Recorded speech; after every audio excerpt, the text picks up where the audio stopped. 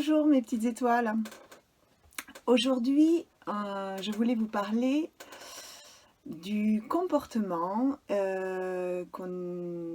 est bon d'avoir face à une victime, à une personne qui se positionne en tant que victime. Et aussi le travail que vous avez à faire en vous si vous vous trouvez face à une victime. Je vous ai donc parlé de l'effet miroir et que ce qui nous énerve ou que l'on critique ou que l'on juge d'une autre personne et qui est face à nous, c'est parce que nous l'avons en nous et nous avons besoin de travailler quelque chose qui émane de cette position-là. Donc chez la victime, lorsqu'on est face à une victime, il faut surtout ne pas la prendre en pitié, ça c'est logique, hein, mais bon, il est bon de le savoir quand même, ne pas le prendre en pitié. De relever tous les points positifs dont il vous parle, même s'il se plaint, dans ses plaintes il y a des points positifs et qu'il est bon de relever. Surtout, troisième point, de ne pas essayer de trouver des solutions à son problème. Vous n'êtes pas là pour ça. Puisqu'il est seul responsable de son état. Mais par contre, tentez de le rassurer. Voilà. Ensuite, je vais arrêter de dire constamment, mais je réfléchis donc.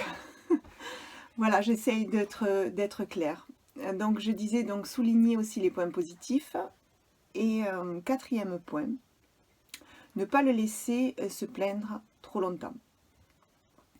C'est pas bon toujours d'écouter. À un moment donné, il faut arrêter. Voilà. Avoir une oreille attentive, c'est bien. Le rassurer, c'est bien. Relever les points positifs qui émanent de ses paroles, c'est bien. Ne pas le prendre en pitié, c'est bien. Mais c'est tout, faut pas aller au-delà. Ne pas lui trouver de solution. Voilà, tout ça, je vous en ai parlé. Par contre, le point positif chez vous, lorsque vous êtes face à une victime, le travail à faire, c'est de se demander si dans votre vie, si vous osez demander de l'aide aux autres. Essayez de trouver votre vulnérabilité, l'enfant vulnérable qui est en vous. Quand vous avez une victime face à vous, qu'elle est triste et qu'elle se plaint, c'est qu'en vous, très certainement, il y a cette vulnérabilité. Voilà, qu'il vous faut trouver. Donc je disais aussi, est-ce que vous osez demander de l'aide ou juste du soutien? Et est-ce que lorsque vous êtes triste, parce que ça arrive à tout le monde, hein, c'est une émotion que tout le monde traverse dans sa vie, est-ce que quand vous êtes triste, est-ce que vous demandez à être consolé? Alors soit à son chéri, soit à sa famille. Est-ce que réellement vous demandez à être consolé? Voilà. Voilà, je vous fais donc cette deuxième vidéo sur la victime.